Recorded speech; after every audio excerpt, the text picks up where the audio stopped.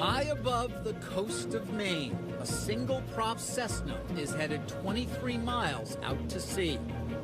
It's bound for Matinicus, the most remote inhabited island on the Atlantic seaboard. Amazon has extended its reach so completely into the fabric of American life, it's even made it here. Beyond that island, the nearest land is Portugal. Yes, it is remote. That's why we like it. George and Robin Tarkelson are among the 20 or so hardy souls who call this frigid rock home. Matinicus is a throwback to the American frontier, minus the general store. So to keep them connected to civilization, the Tarkelsons get as many as 3 Amazon deliveries a week.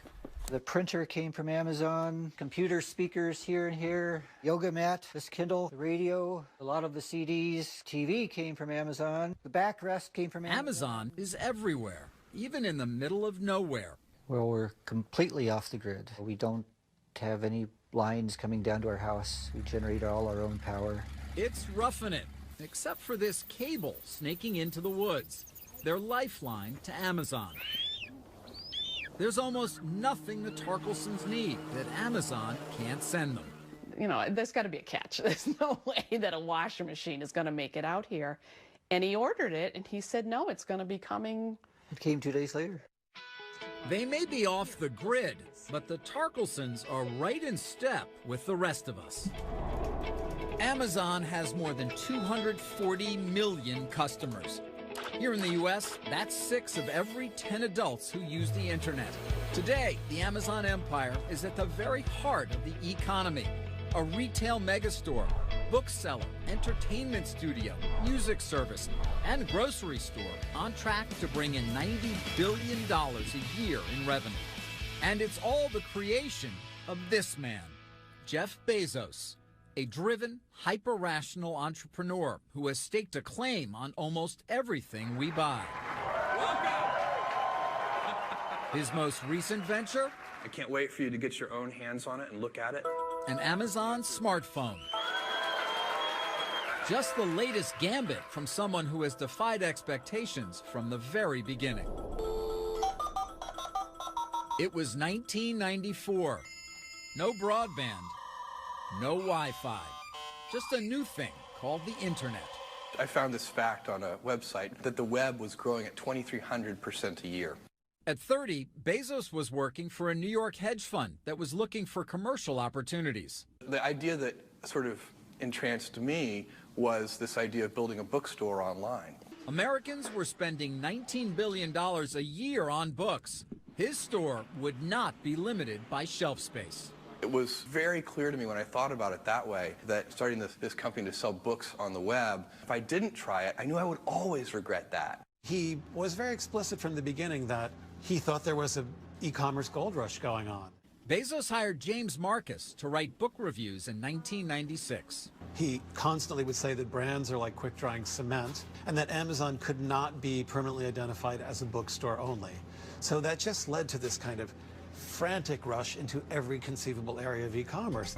Amazon went public in 1997. By 2001, the dot-com bust had claimed its victims.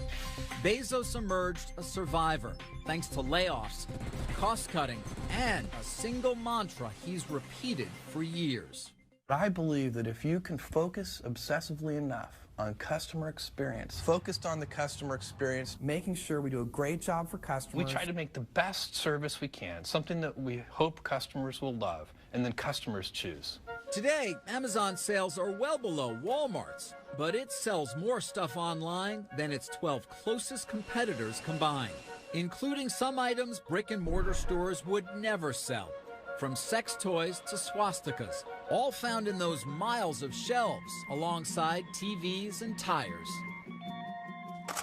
For photographer Seth Heinrichs, it's perfect. He pays $99 a year for a program called Prime. 2-day shipping, and a basket of perks. There have been moments where the Prime shipping has really saved my rear end because I have a shoot coming up and I need this piece or, whatever. Besides earning the company $2.5 billion a year in fees, Prime has gathered more than 25 million members. On average, after they join, those Amazon addicts double their spending on the site.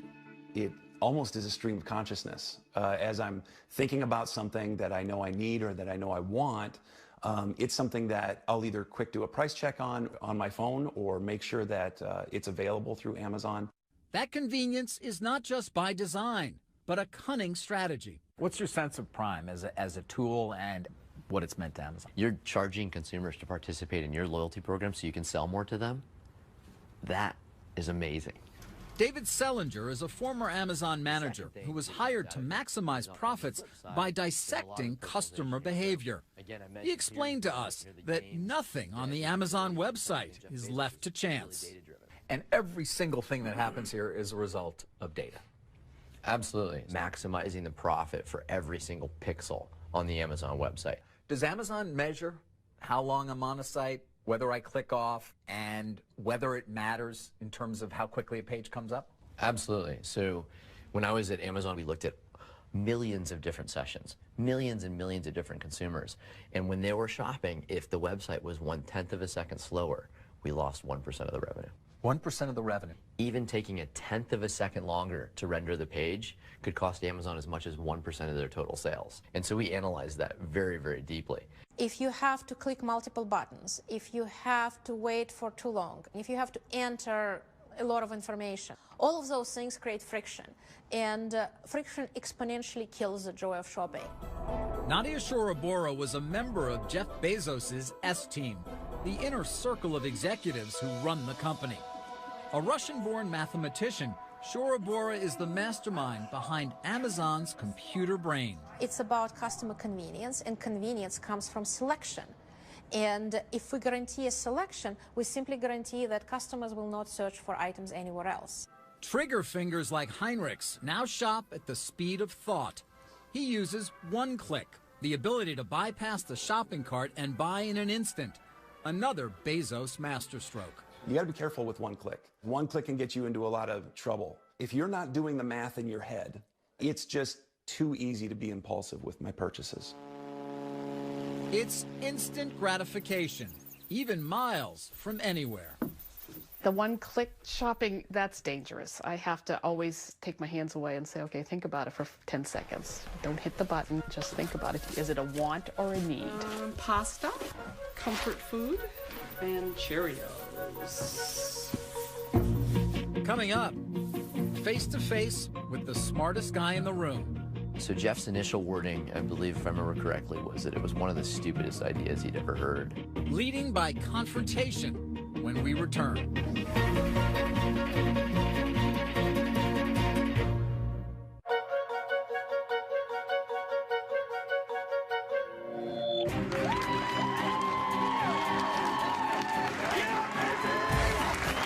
Behind one of the most ambitious companies in the world is a man who is at once famous, Yeah, baby. but not well known. Amazon founder Jeff Bezos can seem more like the guy next door than one of the wealthiest men in the world. There's the casual demeanor, the goofy personality, and that laugh that even he admits is unmistakable. I can't help but laugh. There was a time when my brother and sister would not go see a movie with me. It was too embarrassing. So I'm long used to this kind of abuse. Hey, Carl. Good. How's it going? But don't be fooled. Beneath the disarming exterior is one of the most cerebral, determined, and calculating business leaders ever. Bezos is a uniquely driven individual who's changed the world, and we need to know where he came from and what makes him tick. Author Brad Stone spent years studying Bezos for his book, The Everything Store. What's he like in the workplace? Well, first I'll say that public Jeff Bezos is a lot different than the Bezos that the world doesn't see. And of course, that's not surprising. But, Jeff talking to the press or speaking in public is, as with all things, very strategic. We wanted to speak with Jeff Bezos for this documentary, but both he and Amazon declined any participation in our story. In some cases, Amazon also instructed its business associates not to speak with us. But many former company executives did talk. It's those conversations, as well as past interviews with Bezos, that help paint the picture. Do you recall your first conversation with Bezos? I very markedly remember my first conversation with Jeff Bezos. There are very few people that have met Jeff that don't remember their first conversation with him. David Selinger joined Amazon as a data mining expert in 2003 and today runs his own research firm. I felt somewhat intellectually intimidated by him, to be honest with you. He was just so smart and so driven and so confident in himself that sometimes it felt like I was getting squished out of the room. One of Selinger's proposals was to sell advertising on the Amazon homepage, but Bezos wasn't buying it. Yeah, so Jeff's initial wording, I believe, if I remember correctly, was that it was one of the stupidest ideas he'd ever heard. I think he was being subtle in that.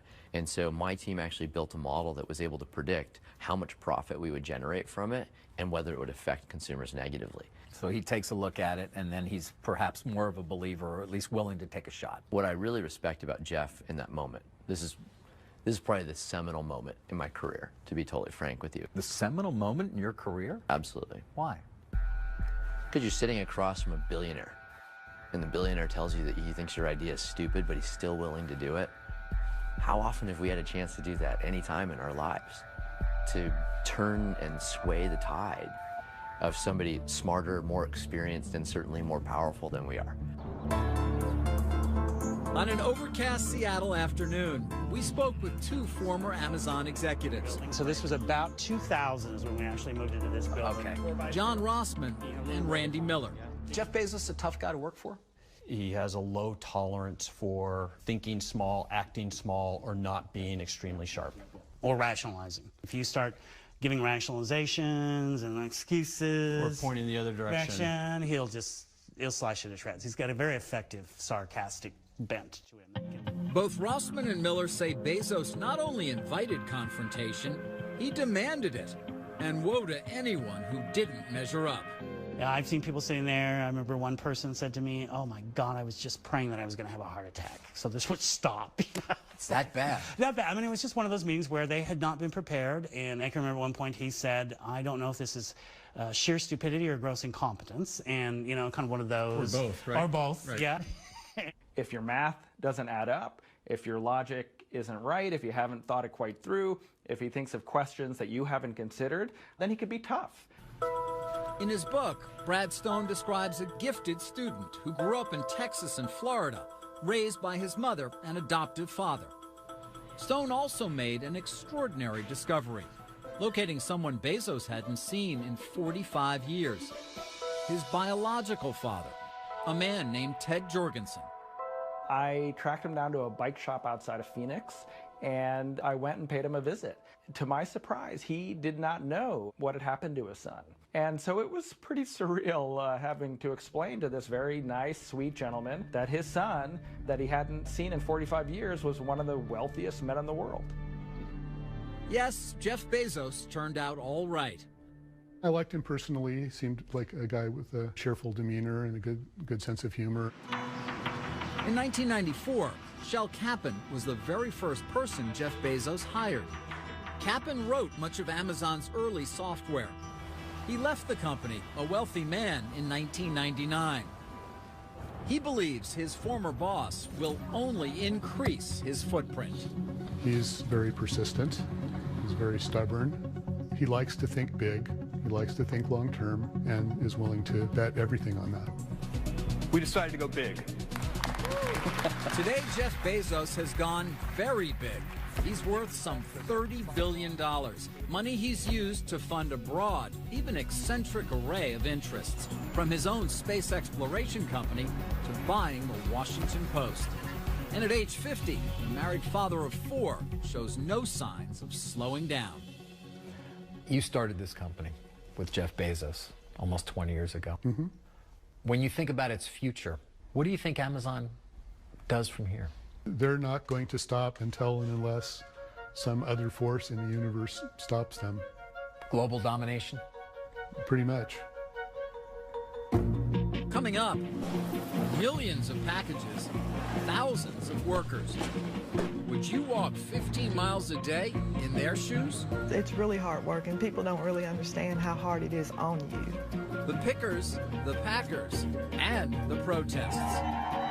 Next.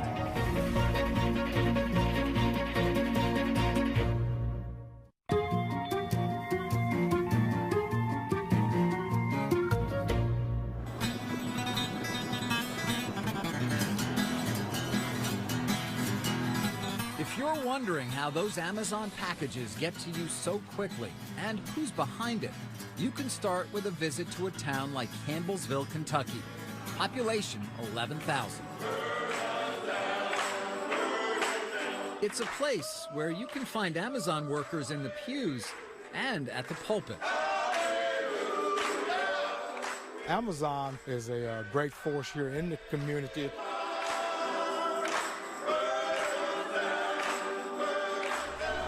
In an area desperate for good jobs, Pam Wethington's family is just one of many who have turned to Amazon. At one time, I had a daughter-in-law, 2 daughters, 2 brothers, and a sister that worked there. We all worked in the same plant. You want a hamburger? Like many in the post-recession economy, Dana Wethington says $12.50 an hour is a godsend.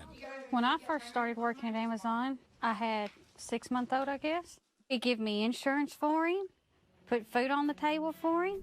Amazon is a good job. And it's a job performed so seamlessly, customers give it little thought. But each time someone clicks to buy, a powerful apparatus is set in motion. Amazon's fulfillment center looks chaotic and it looks random, but it's actually highly orchestrated. Author and journalist Brad Stone has covered Amazon for 15 years. The conductor of the symphony is software in the cloud that's basically optimized the whole system to be as productive as possible. Across a space as vast as 20 football fields, workers manage the widest variety of inventory on the planet and move tens of millions of products at lightning speed. There is a promise of speed, which is completely sacred. Nadia Shorabora is one of the architects of Amazon's fulfillment system, a monument to efficiency, which at its peak handles 426 orders a second. When you receive an email message from Amazon saying that the item is on the way and you will get it tomorrow, that promise has to be met at any cost. Virtually every decision, down to which size box to use, is determined by sophisticated algorithms. Every associate move, every move of every item, every box flowing, every tote arriving, all of it is run and coordinated by one computer brain, which runs that fulfillment center. But for all its cutting-edge technology, Amazon fulfillment still falls on the backs of tens of thousands of workers performing manual labor. Dozens of former workers we spoke to describe an unforgiving pace and say too often speed and productivity mattered more than their well-being. I saw people last anywhere from a few days to maybe a month. Pickers like Stephen Abedili walk 15 miles or more each day to retrieve as many as 200 items an hour. A handheld device dictates every move and counts down tasks to the second.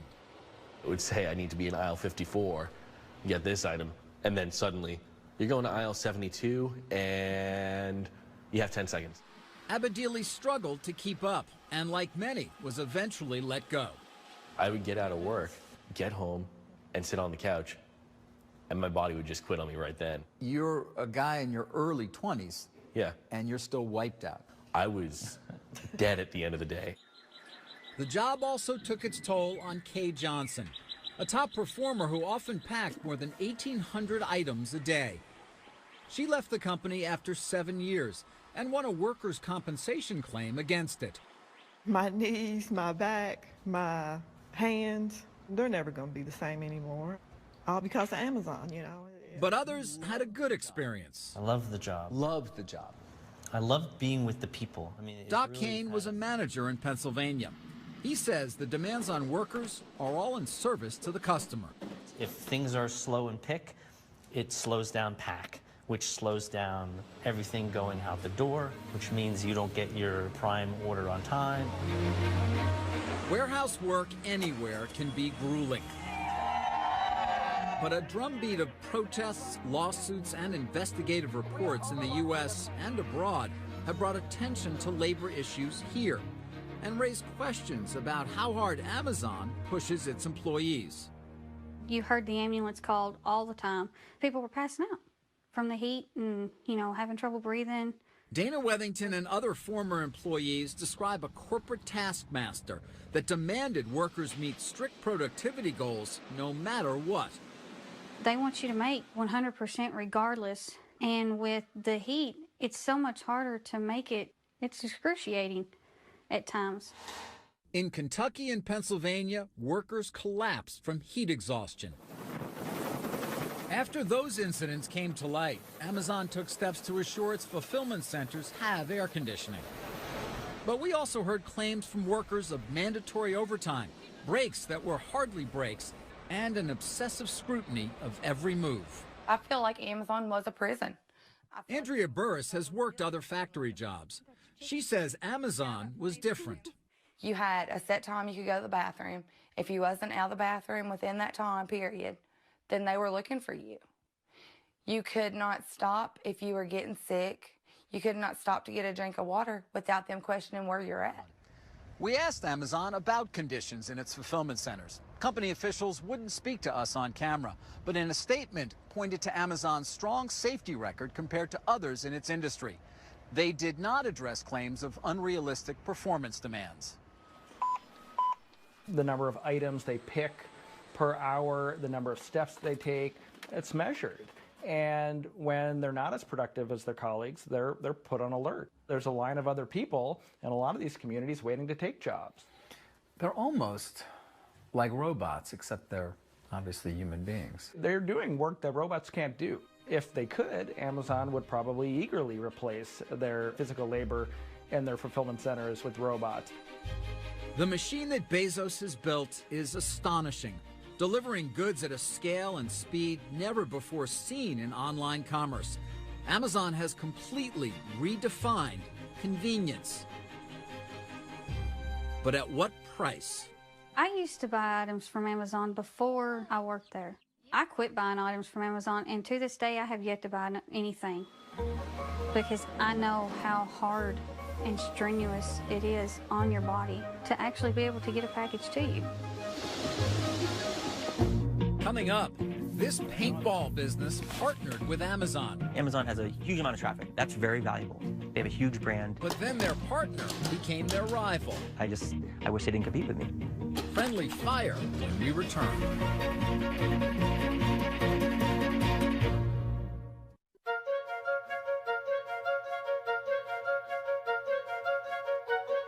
There you go, guys. Grab goggles, gentlemen, guns, air. Have fun. In paintball, you've got to stay on your toes and know your allies from your adversaries. You blue or purple? Stephen Herbert says it's the same doing business with Amazon. In terms of Amazon, do you sell to Amazon? He and his father, Steve, run 2 stores in New England called X-Fire Paintball. Let me grab this one out of your hand. They've been in business for 15 years, but lately they've gotten a lot busier, thanks to Amazon. Amazon offers an awful lot. They offer a great marketplace. Their name is well known, so they have a lot of advantages for us. In 2012, they started selling their products on the site, right alongside Amazon's own inventory, reaching an audience beyond their wildest dreams. If the 2 stores represented 100% of your sales 18 months ago, before you started on Amazon, where is it now? We've got to be quadruple that. So your sales have gone up enormously. Oh, yeah. But also that sounds like good news, but the Herberts aren't celebrating. That's because once they started selling on Amazon, they noticed a disturbing pattern. We might put out 100 products. Let's say 50 of them do well. Amazon sees that because they have access to our sales, and they will buy that product directly from the manufacturer and sell that, taking us out of the picture. The Herberts say Amazon was doing something a business partner shouldn't, poaching their sales. Some products are winners, some products are losers. Amazon watches and they see the sales data and they pick the winners. And then they go to my suppliers and try to buy it from the suppliers directly. So as soon as they say, I want that product, I lose all my sales and I'm stuck with this inventory that I can't sell. That sounds like a reason not to do business with Amazon. It certainly gives us second thought. Today, more than 2 million independent sellers do business on Amazon, accounting for as much as 40% of everything Amazon sells. It's that network that helps make such a huge selection possible. In exchange, Amazon charges sellers a fee, commonly 15% off the top. For an additional amount, Amazon will even store their goods and handle the shipping. Author Brad Stone says many sellers find it all irresistible. You get access to a fire hose of customers, 200 million plus customers with credit cards stored who are ready to buy. It is a deal with the devil in some ways, isn't it? Well, I think you probably get more benefit selling on Amazon than you would doing a deal with the devil. But it's funny because employees I talk to at Amazon describe it as kind of offering heroin to these customers. Like it's an addictive hit. The sales are great and your business starts to depend on it. But over the long term, it can be destructive because Amazon guts your margins and often competes with you. In a statement, Amazon told us its own retail business does not have direct access to the data from other merchants selling on its site. But it says it will seek out its own supply of a product and sell it directly if there is customer demand. We wanted to know more, so we spoke with more than 100 independent businesses across the country who sell on Amazon. Many said the arrangement is only a plus. But some 24 of them told us Amazon had undercut their sales by striking separate deals with their suppliers. Former Amazon executives John Rossman and Randy Miller are familiar with claims like that. From a startup, is it going to make it? Rossman, who left in 2005, was one of the chief designers of Amazon's third-party business. We've talked to a number of the merchants who sell on Amazon, and in particular, they share the same sentiment, which is, I have a best-selling product, and suddenly I find, not long after that, Amazon has sourced the manufacturer and is selling against me. Right. And they don't understand why Amazon's doing that. Yeah, I mean, that is the playbook. What do you mean when you say the playbook? I think the playbook of how to enter a business, learn the business, figure out where there's value and opportunity in the business, and then as they learn what works and what doesn't work, they start picking off the best part of those businesses. The rule of the playbook is either you're getting it or I'm getting it, and we would prefer to get it. Were they one of your biggest customers? Oh, absolutely, yes. Amazon was one of your biggest customers. Top 5 customer, absolutely, yes. Renee Arnold knows all about the hazards of doing business with Amazon, not as a third-party seller, but as a supplier. And it's better to have a sharp knife than a dull knife. Arnold is the North American CEO of Wusthof Trident, a German manufacturer of premium kitchen knives. Chefs worldwide love Wustof's fine cutlery. In 2002, Wusthof decided to sell inventory to Amazon just as it would to any retailer. It's amazing. They were really just buying, and we were shipping. I mean, that's all you want. They paid their bills on time, of course, have no problems with them. They were ordering, we were selling. Arnold says the problem came when Amazon started selling Wustof's knives below its minimum advertised price, a base level Wusthof sets to avoid cheapening the brand. Amazon was riding on our brand name and taking business away from our existing distribution. So in order to protect our general distribution, we decided to pull out of Amazon. You will not go back to Amazon. You're done. Done with Amazon, yes. What's the price point on it?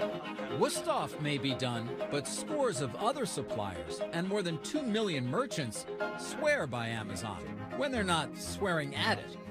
Amazon has a huge amount of traffic. That's very valuable. They have a huge brand. They're a reliable brand. I don't mean to diminish that. Like I said before, I wish they didn't compete with me. I don't understand why their 15% isn't enough to be enough for them.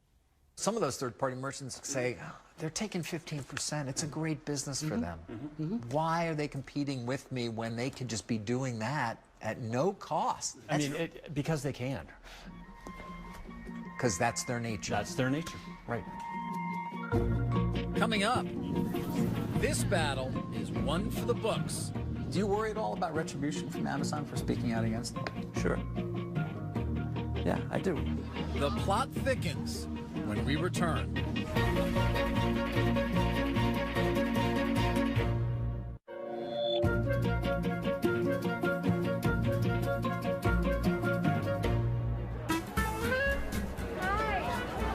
Sunday in the park.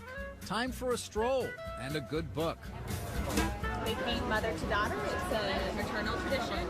Give them to me. I want them all. But don't be fooled by the veneer of civility. Amid the paperbacks and pulp fiction, a war of words is being waged between the biggest names in publishing and Amazon, the book-selling behemoth that has turned the industry on its head. They control the marketplace. They're the big guy. They're the big kid on the block. You can't piss them off. They're a huge gorilla. For publishers Dennis Johnson and David Gadeen, book fairs like this one are a battleground. We have people who come here with their cell phones and they'll scan the barcode of the book and they'll compare the price I'm charging to what they could get it for at Amazon, and they'll walk away. Amazon accounts for a third of both Gadeen and Johnson's sales. When you get together with other publishers, do you guys talk a lot about dealing with Amazon? Is that a subject? We do. At his Melville House imprint in Brooklyn, Johnson told us what happened when he crossed the online giant. We were asked to pay additional money, which would have put them getting a total discount beyond what we thought was not only workable for us, but legal. So we protested and refused to pay it. And what happened? Our books were pulled off of Amazon until we did pay it. And you continue to pay it, I guess, to this day? Yes, we haven't really disputed that since then. We can't afford not to have our books on Amazon. It's no longer just the talk of the industry. The battle has spilled onto the front pages. Well, I'll tell you what, Amazon, I have got a little package for you right here. Okay. When Amazon made it harder to buy books from the publisher Hachette, one of its authors, Stephen Colbert, let him have it. Wait a second. Here it is. So watch out, Bezos, because this means war. Amazon is bombing the cities. They're attacking, and the publishers are just kind of sitting back there and being shelled and going, what can we do? James Patterson is among the best-selling writers of all time. I have an idea pile here somewhere. I don't know and one of Hachette's biggest guns. I think books are important. Stephen King thinks books are important. J.K. Rowling thinks books are important, which is why all of those people are speaking up now and going, hey, Amazon, please, this is not the toilet paper industry. These are books. Are your sales going to be hurt as a result of this dispute? Absolutely. They are being hurt right now, of course. And there's a lot more to come? One would think that they're not just attacking Hachette. You got to believe that Random House and Simon & Schuster and whatever are next. We need to think about this because they are so powerful. Amazon told us that, like all retailers, it has a right to choose what inventory it stocks and on what terms. It also said it's working hard to come to a resolution with Hachette, and that when it negotiates with suppliers, it does so on behalf of customers to keep service and value high. It's just the latest controversy for a company whose growth has been dramatic. Amazon now controls more than a third of the book industry. Amazon was determined to gain market share from the beginning with loss leader pricing. James Marcus, who joined Amazon in the early days, said it's always been willing to forego profits to win customers. Right in the beginning when I was there, they kind of controversially began discounting New York Times bestsellers at 50%. Now, I think what a lot of people don't realize is that at that price, Amazon was losing money on every single one of those books. Losing money, but gaining power. After gutting brick-and-mortar retailers, publishers say Amazon can now strong-arm them for deeper discounts. You got two of the best in that series. Well, they're a very thuggish company. They don't take no for an answer. It's their way or the highway. And that's why people are afraid of them. Retail is a contact sport. So no, I think there were a lot of concerns in publishing. Obviously, as we got bigger, other sellers got smaller. Former Amazon executive Randy Miller left the company in 2006. He acknowledges that Amazon bullied publishers and makes no apologies. Well, the power went to Amazon, didn't it? Yes, it did. Yes, it did. And Amazon always seems to press its advantage. Yeah, well, that's the handbook. It's rule number 2, I think. Press your advantage. And he did. When publishers balked at giving Amazon ever deeper discounts, Miller buried their titles on the website, ensuring their sales and ranking would plummet. It was called Pay to Play. Obviously, legal after a while said, that name's not very good. Let's call it vendor realignment. Another Amazon program invoked the law of the jungle. Miller says it was called Cheetah. Jeff's story was, cheetahs never go after the strongest person in the herd. They look for the weakest one in the herd, and that's who they go for.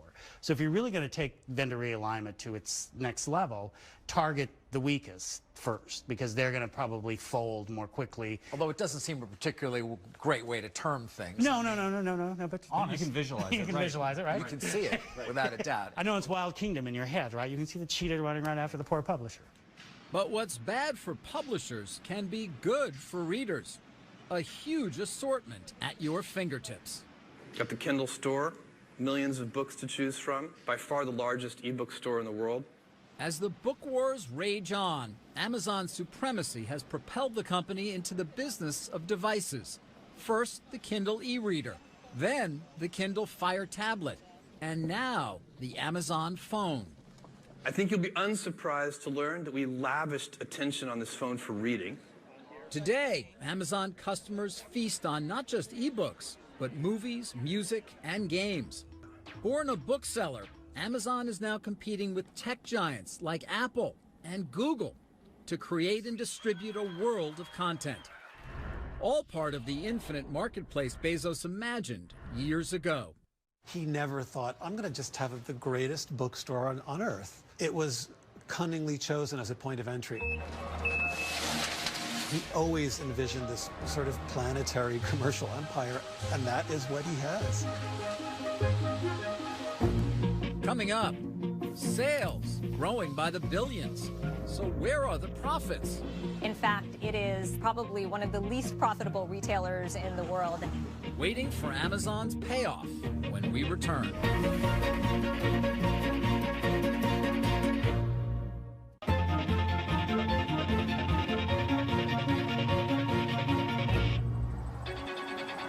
If you want a window into Jeff Bezos' outsized ambitions, just follow the small yellow box. When Amazon revealed the idea of delivery by drones, it was widely considered a PR stunt. But it was also something more. A spectacular reminder that Bezos is always looking towards the future. Whether Amazon continues to soar or not may depend less on unmanned aircraft than unmet expectations. Over 2 decades, despite hundreds of billions in sales, the company has barely turned a profit. They are the teacher's pet of Wall Street. They get a free pass that nobody else gets. Sucharita Mulpolru is an analyst with Forrester Research and an Amazon skeptic.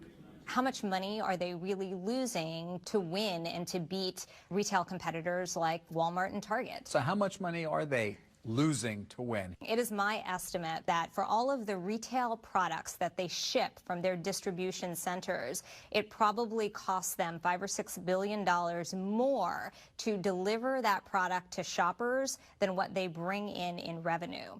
And that, Mulpolru says, can only be sustained if Amazon shareholders remain patient, happy to wait for the fountain of profits they believe will one day pour forth. I think that Wall Street loves the unknown because the unknown provides hope. And where there is hope, there is a case to be made that the answer is a really, really big payoff at the end of the rainbow.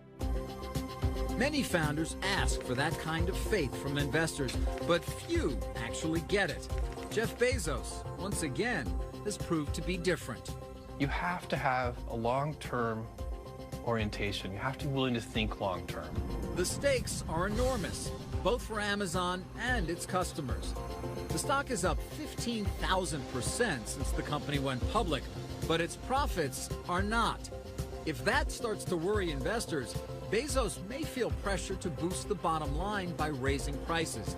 And as he said for years, that could spell trouble. Are our customers loyal to us? Absolutely, right up until the second that somebody else offers them a better service. And I really believe that. I think our customers will behave that way. And so there is no rest for the weary. Bezos has an army of believers. Bill Miller is a renowned investor whose funds profited from big and early bets on Amazon. The market is clearly rewarding Amazon's operating strategy, and I believe it's rationally rewarding it, and I think that's what the skeptics are missing, that there's a good fundamental reason for it. So as long as people keep looking at Amazon by looking at earnings, they're going to get it wrong. The undisputed king of online shopping has made its vast enterprise look easy. Amazon now offers same-day delivery in several major cities. Think that's fast? Nadia Shorabura says, just wait. I think the true vision is 1 hour. 1 hour? 1 hour. That's not possible. We are going what are you going to do? Drop it from a chute somewhere? I mean, we're going to have the same interview and the same conversation in 5 years, and we're going to see what happens. Whether that happens by drone or some other mind-boggling means, the point is clear. Bezos refuses to think small. You need to be able to invent. That means you need time, because invention implies trial and error, it implies failure, it implies experiments. Firefly recognizes 100 million different items. Amazon's new phone is further proof that Bezos is unafraid to challenge anyone. After upending publishing and retail, Amazon has begun its assault on the $600 billion supermarket industry. Its most promising venture may be Amazon Web Services, a cloud computing platform used by huge customers, from Netflix to the CIA. We have a culture here which is about pioneering, about inventing new things. We like to focus on the customer. We wake up in the morning in the shower thinking, how are we going to get customers to say, wow? Now, I happen to believe that this is a great business strategy. Amazon is looking to the future with plans for a massive new headquarters in Seattle.